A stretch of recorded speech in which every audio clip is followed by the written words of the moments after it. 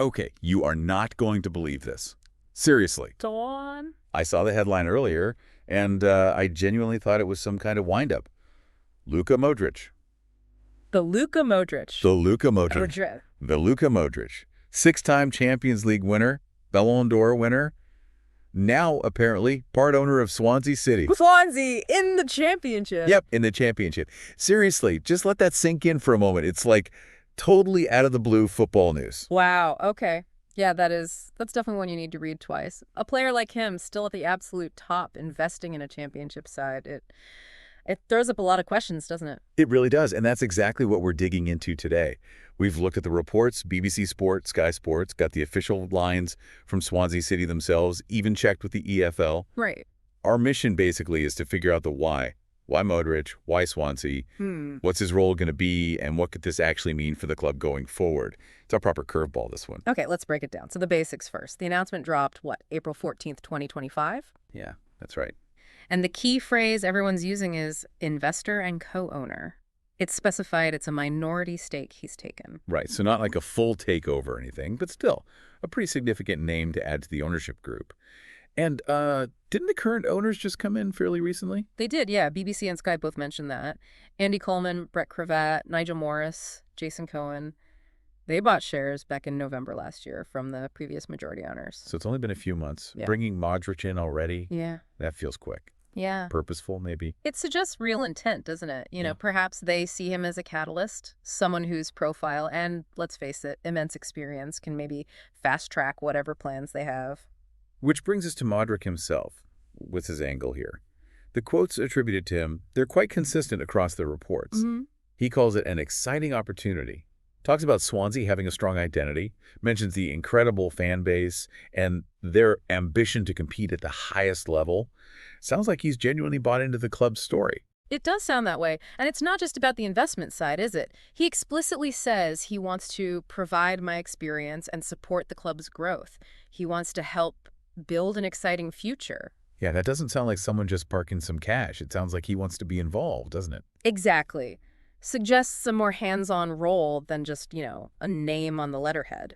And another thing, everyone seems to agree, this is his first time doing something like this. Football ownership, I mean. Right. It's not like he has a portfolio of clubs tucked away, which makes this specific choice, Swansea, even more interesting. It feels quite personal somehow. It does. And we have to remember, like all the reports stress, he's still very much a Real Madrid player. Yeah, crucial point. Contract runs out end of the season, 24-25. So you've got this bizarre situation where one of the world's elite midfielders is still playing at the Bernabeu, while also being a shareholder in a Welsh club in England's second tier. Quite the mental image. It really is a unique situation. Okay, so that's Modric's side. What about Swansea? How are they framing this? Well, their official statement, which everyone's quoting, calls it an endorsement of the club's ambition and vision. They're clearly buzzing about it. Understandably, it's a massive seal of approval, isn't it? Totally. And they think he'll play a key role, helping them get global attention and progress, both on and off the pitch. So they're looking beyond just the investment, too. Maybe commercial deals, attracting talent. That makes sense. His name alone opens doors that were probably closed before.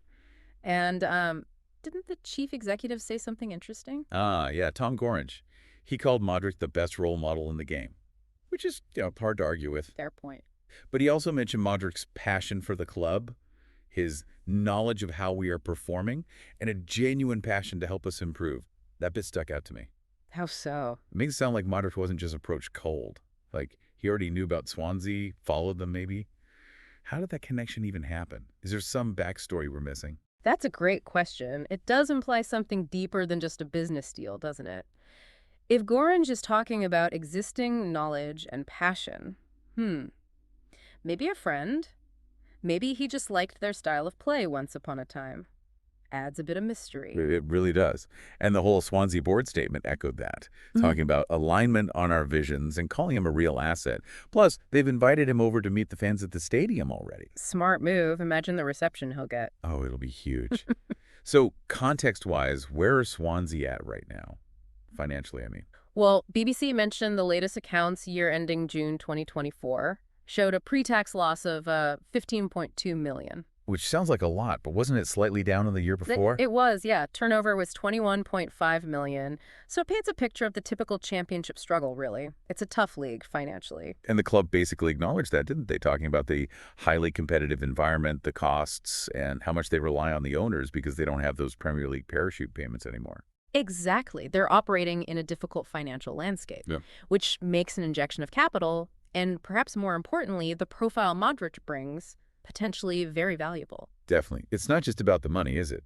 It's about raising the club's ceiling, maybe attracting sponsors, that kind of thing. Precisely. And let's just quickly remind ourselves who we're talking about here. The credentials, they're just staggering. I know. Ballon d'Or winner. 6 Champions Leagues. 6. Most decorated player in Real Madrid history, Croatia's most capped player, World Cup finalist in 2018. And he's still playing at Yeah. 39. Made 45 appearances for Real Madrid this season. It's just mind-boggling longevity and quality. It really hammers home why this is such a big deal. This isn't, a player winding down. He's still at the summit. So the ripple effects for Swansea, what could they be? Well, number one surely is the attention. Global spotlight suddenly swings onto Swansea City. That's massive brand visibility, potentially priceless, new fans, new markets. Absolutely. And that visibility, that association with Modric, could it help them attract better players? Maybe staff, too. You'd think so, wouldn't you? If you're a promising player, the idea of joining a club where Luka Modric is involved, that's got to be appealing. Adds a layer of prestige. Definitely. And think about the players already there, especially the young ones in the academy. Oh, yeah. Imagine being a young midfielder at Swansea and getting tips or just being around Luka Modric. That's incredible mentorship potential. Could be huge for development. Could genuinely lift the standards across the board, couldn't it? Yeah. And just the buzz around the place. The fan morale, it must be Nice. through the roof. It gives them such a boost, a sense of ambition, maybe renewed hope for the future. For sure. And his football brain. Yeah. You wonder if he'll have input on the strategic side, recruitment, maybe even tactical ideas. His experience is almost unparalleled. That's true. He could be a really valuable sounding board for the leadership. Now, Sky Sports mentioned something else interesting. What was that? They drew a comparison with other players getting involved in ownership, like Mbappe reportedly investing in Cain Vinicius Jr. with FC Alverca in Portugal. Is this like a new trend? That's a really interesting point. Maybe we are seeing a shift. Top players, maybe looking beyond just playing or coaching, wanting to get involved in the running of clubs, maybe clubs with potential outside the absolute elite. Could be.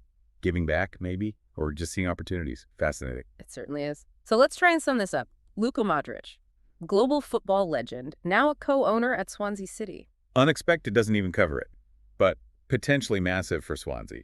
He brings his money, yes, but also his name, his experience, his reputation, and seemingly genuine enthusiasm for it. Exactly. And for anyone listening, this is more than just a weird transfer story. It's kind of, it shows how unpredictable football is, right?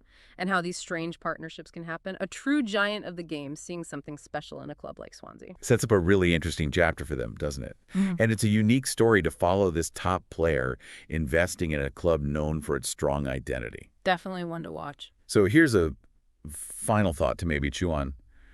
What does this actually mean, this trend? If it is a trend of top players putting money into clubs outside the super elite, could it change how power and influence work in football?